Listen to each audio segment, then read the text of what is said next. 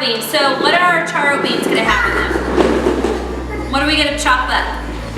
Tomatoes, peppers, onions, bacon, garlic, salt, and Cilantro.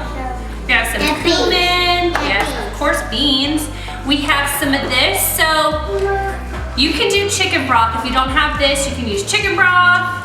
You can use your chicken bouillon cubes. I like this.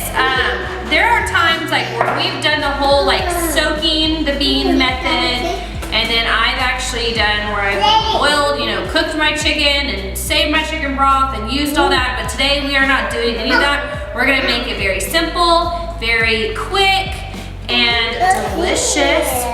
We are gonna start those this morning, so that way they're gonna cook all day and get all the good flavors, and we're gonna have them tonight for dinner.